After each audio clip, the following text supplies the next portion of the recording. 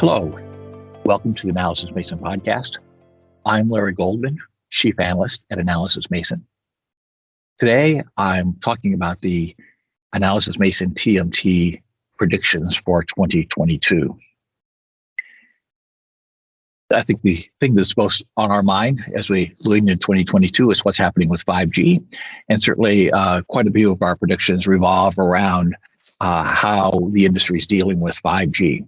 So one aspect of that is simply on the consumer side of things, that the continued rollout of consumer 5G services by operators all over the world.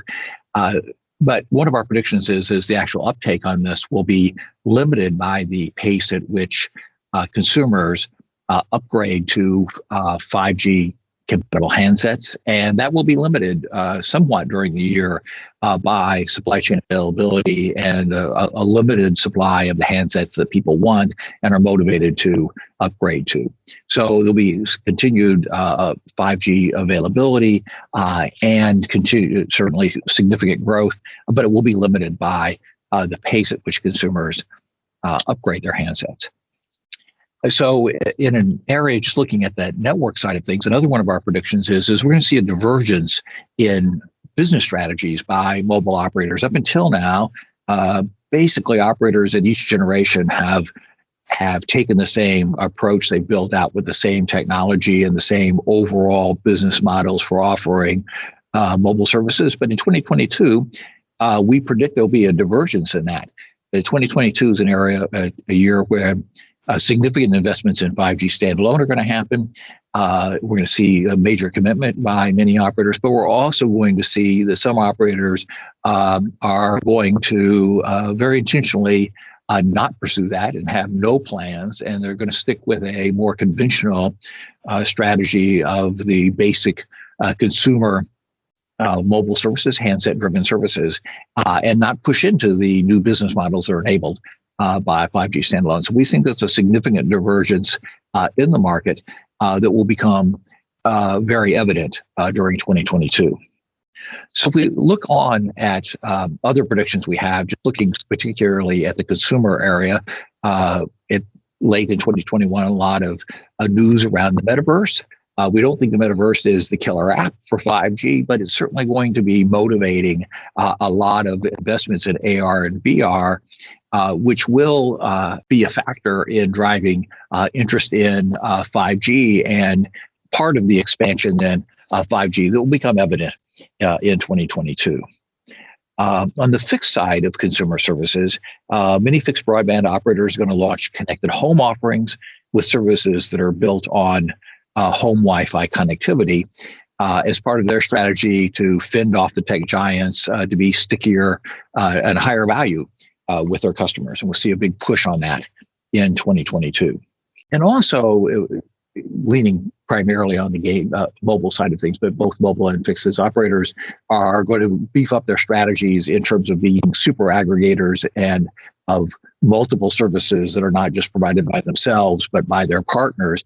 And cloud gaming is be a very important factor in that. We'll see a big expansion in gaming offers and operators' efforts to have a role in the gaming market, which is quite a large market, $180 billion a year market globally for gaming. So turning away from consumer and looking to business services, private networks is an area that's gained a lot of traction. We see that in 2022, there'll be a pivot. Most new private networks will be 5G. 75% of new private networks in 2022 will be 5G, and that's in contrast to only 31% by the end of 2020. So an important pivot there.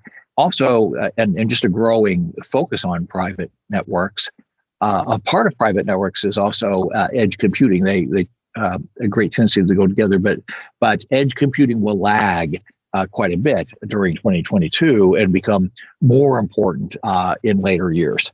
So in looking at operator connectivity services, certainly we see some growth, some revenue growth in connectivity services, but the big push by network operators in business services in 2022 is going to be on IT services. And we expect operators to have more partnerships with vendors that help them have a richer IT services offer. Big increase in that in 2022.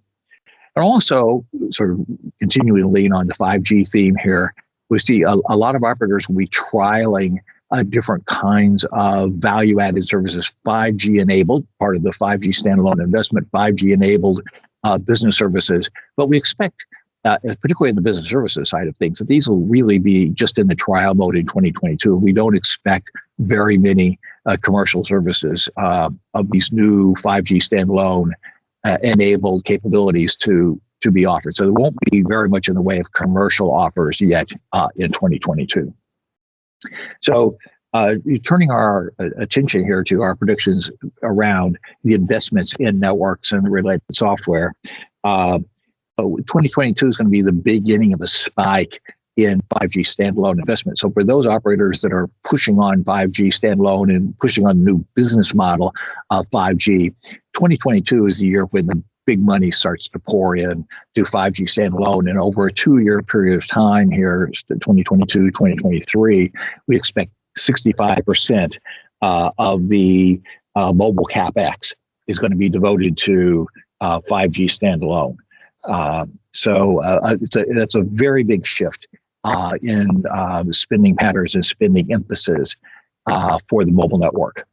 Also, then there are simply more players coming into this. It's a software-enabled, cloud-enabled technology around 5G standalone, and that's going to encourage more public cloud participation. Operators leaning on the public cloud providers offering more technology that's a part of the network rollout itself and the related services, the OSS and BSS and so forth that are a part of enabling that network rollout.